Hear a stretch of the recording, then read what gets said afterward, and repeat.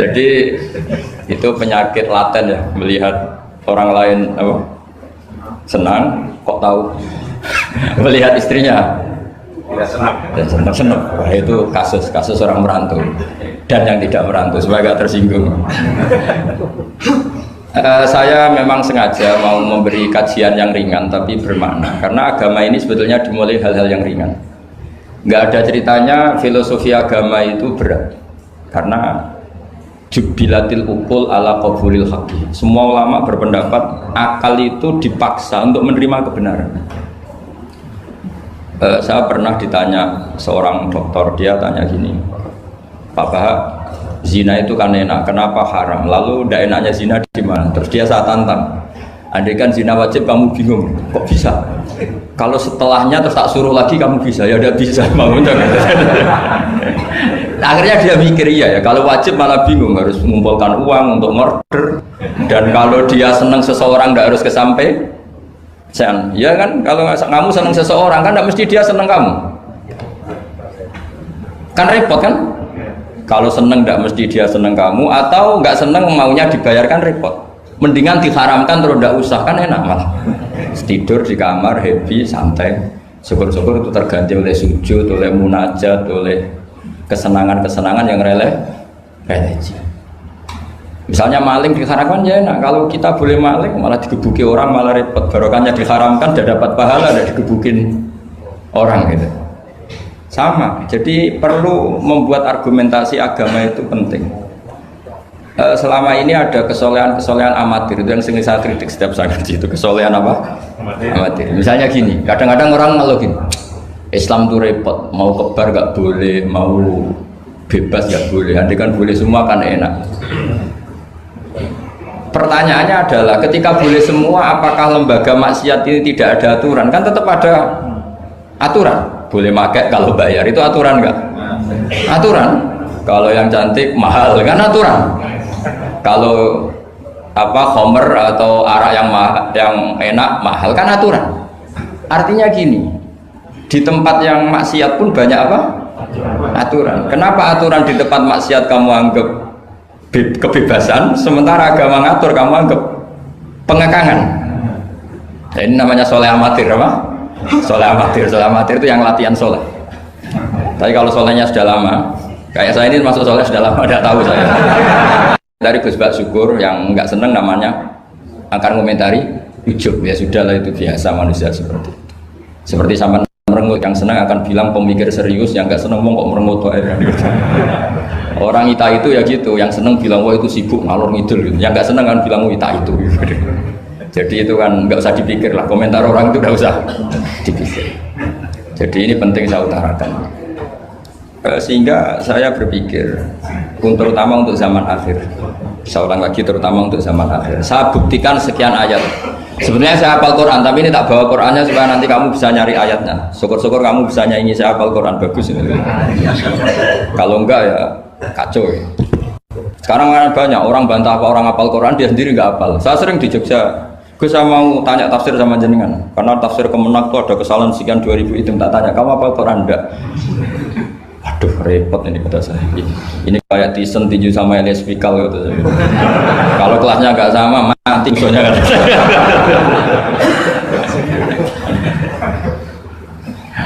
Karena bukan karena ini keangkuhan, tapi proporsional apa? Proporsional.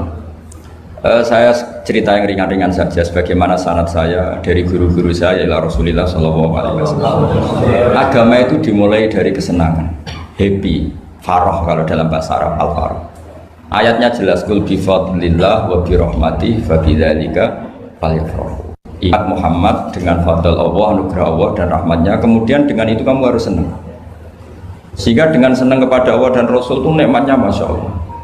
Andai kan senang itu bisa ditakar, orang yang sedang tahajud menangisi dosanya plus menangisi nasibnya kalau di perantauan itu. Itu senangnya sama orang yang sedang dugem itu mesti kalah, mesti senang yang sedang tahajud. Karena orang-orang maksiat itu sebenarnya orang-orang susah. Kalau tidak susah gimana? Setelah itu semua ditanya senangnya di mana? Tidak tahu, dia mabuk. Sementara senang kamu ingat betul tadi malam saya nangisi dosa-dosa saya, nangisi nasib saya, kemudian tenang karena kembali ke Allah, kembali ke Rasul. Itu luar biasa senangnya. Tapi masalahnya sekarang ibadah itu kayak ancaman. Kalau ada pondok mewajibkan tahajud, itu santrinya itu sudah mendelik dulu.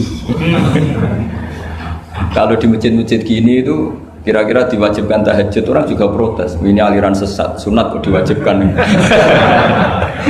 Jadi agama itu banyak keunikan, tapi yang jelas saya pastikan kamu harus senang.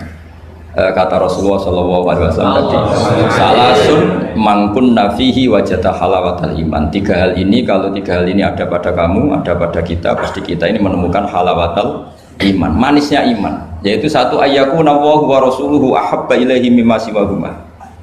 Bahwa Allah dan Rasul itu lebih Anda cintai ketimbang yang lain. Mencintai Allah itu nikmatnya Masya Allah. Caranya gimana supaya kita istiqomah ibadah? Anggap hidup kami itu sehari. Saya ini di Jawa, celok besar, tapi punya uang 200.000 itu ngira banyak sekali. Bukan banyak, banyak sekali. Karena saya ngitung hidup itu per hari.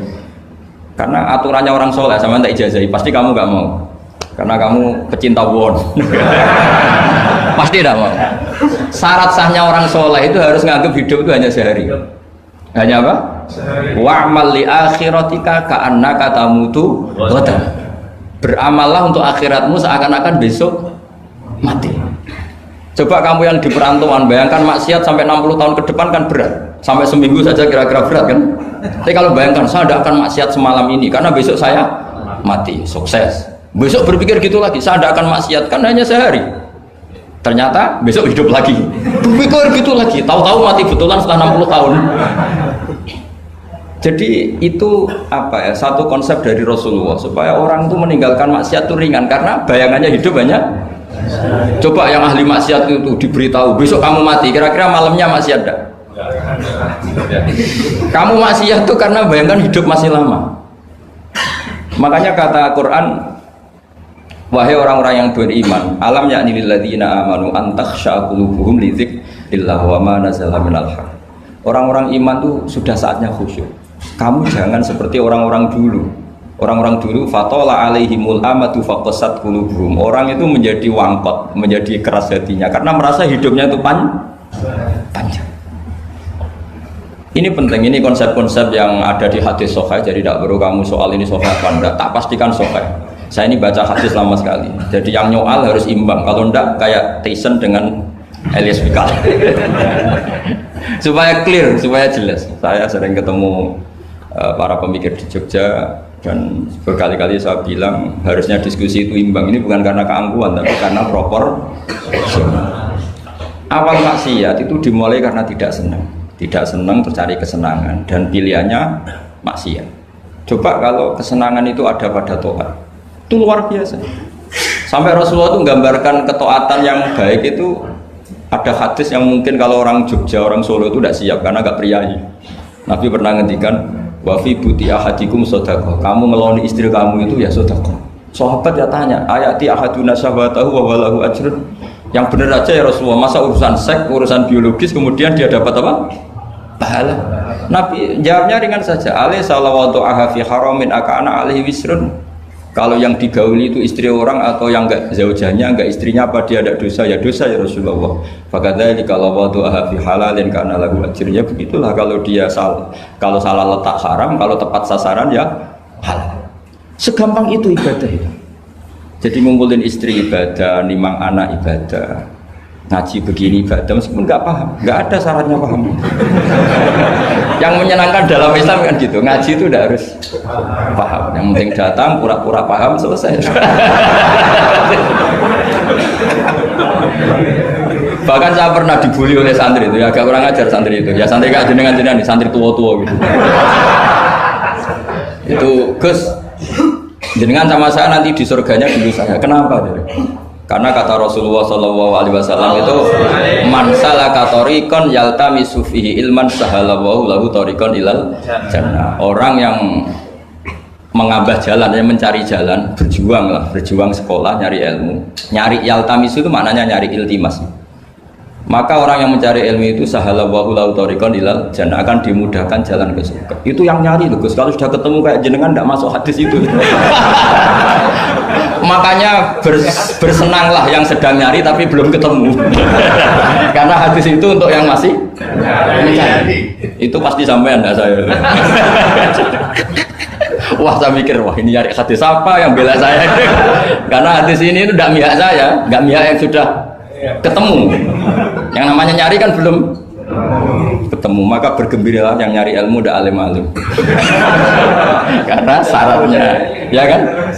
Man salaka tariqan yaltamisu fihi ilman sahhalallahu lahu tariqan ilal jannah. Siapa yang berjalan atau menempuh satu perjalanan mencari ilmu. Di mana-mana mencari itu sudah ketemu belum? Belum. Berarti kiai masuk hadis itu enggak? Alhamdulillah. Karena kiainya sudah ketemu maka bergembiralah jenengan saat tidak paham, artinya masih mencari. Makanya kalau mau paham jangan paham. Karena saya ini kebetulan memang peneliti hadis dan saya banyak menghafal hadis karena saya suka dengan kalimat-kalimat jamiah, kalimat-kalimat yang komplit dari Rasulullah SAW.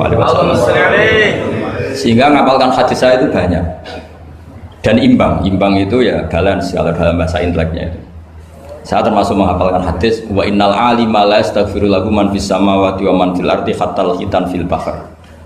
Sebagian riwayat wa inna mualliman nasi al khaira la yastaghfiru lahu man fis samawati wa man fil ardi hatta al-khitan fil bahr wa hatta an-namlatu fi juhriha. Ini hadis tandingan. Jadi yang tandingan tidak hanya 01, 02, hadis juga ada hadis apa? Tandingan. Tidak apa-apa, ilmu itu memang butuh apa? Butuh perimbangan ya, butuh balance. Enggak boleh ilmu, tapi karena ilmu enggak pantas diomongkan tandingan gitu aja. Kata saya ada hadis yang bunyinya gini. Wa innal alima, orang alim itu akan dimintakan ampun oleh penduduk langit. Jadi semua malaikat Jibril dan Mikail, semoga termasuk Israel, itu memintakan maaf untuk orang alim. Tidak yang belum alim. Itu kamu udah masuk hadis itu. Keren mana? Wah sama kerennya Gus. Saya masuk surga, yang jenengan nanti juga masuk. Ya sudah, nggak usah geger ketemu di sana. Jadi ini penting. Nah sekarang problem Islam sekarang adalah yang garis keras pakai hadis-hadis garis keras untuk mengadili yang garis lunak pakai hadis-hadis yang garis lunak untuk mengadili hadis kelompok-kelompok garis keras. Itu tidak fair. Nggak fairnya adalah Islam itu kafah itu artinya konsepnya itu komplit, tidak boleh separuh.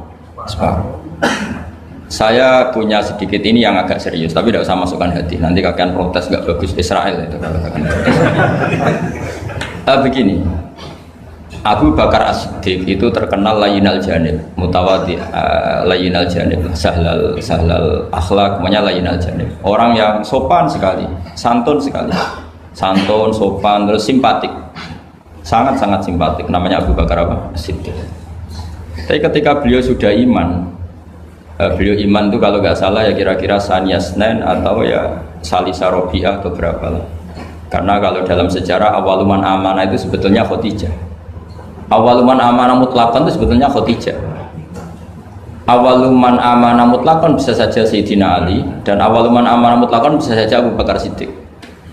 Saya sedikit cerita ya supaya tidak gaduh dalam sejarah.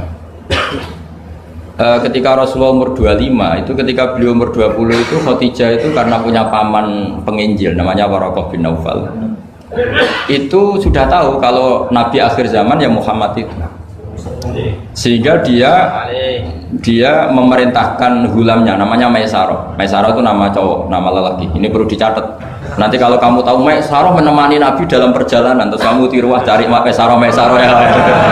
Maisarah itu nama lelaki ya. Lihat ya, Maisarah itu nama. Orang Arab memang lucu. Biasa nama lelaki pakai tak muannas kalau dalam ini Mas Rois ini bahasa gontornya itu. Kalau bahasa Arab biasa Maisarah lelaki, Tolha lelaki, Hamzah lelaki. Jadi biasa kalau bahasa Jawa kan enggak, soleh dan solihah, muslimin dan muslimat, pokoknya kalau ada tak itu muannas. Soalnya bahasa itu agak enggak harus, tapi tahunya baru gitu sudah bagus loh, bisa naik kelas. Akhirnya Maisarah itu disuruh Khadijah khusus untuk meneliti Muhammad. Dulu masih jangkar karena belum Rasulullah. Setelah diteliti di perjalanan ke Syam, mengikuti dagang. Semua keajaiban dan alamatun nubuwah itu ada semua, termasuk tuzilluhul ghamamah tuti'uhus sahaib. Setiap perjalanan yang terik itu matahari pas apa? Ghamamah itu apa? mendung mengayomi Nabi. Saya termasuk orang yang ditakdir pernah di pohon tua yang dulu jadi alamat nubuwah. Di Jericho itu ada pohon tertua di dunia. Pas saya di situ malah ada film dokumenter Kristen pas itu. Karena pohon itu semua Nabi pernah duduk di situ, termasuk Nabi Isa dan Nabi Muhammad SAW. Dan itu para pendeta tahu reaksi pohon. Jadi kalau duduk, kalau sampai yang duduk pohonnya agak reaksi biasa aja. Tapi kalau Nabi yang duduk itu akan direaksi. Misalnya Nabi duduk di barat, kemudian matahari teriknya dari barat, pohon itu akan pindah ke barat supaya geser. Sehingga Rohibu Khairah itu tahu ini calon Nabi sesuai definisi atau kriteria yang ada. Singkat cerita, setelah Maisarah lapor sekian alamat Nabi itu diceritakan Khadijah, terus Nabi ketika umur 25 dia memantapkan diri untuk nikah sama orang yang bernama Muhammad. Tapi Khadijah itu mulai agak kecewa. Kok nggak jadi Nabi, biasa-biasa saja, tetap dagang saja, Nabi tetap dagang. Hanya tentu tetap punya sifat amanat, kredibilitas dijaga, semuanya terjaga. Tapi nggak ada alam.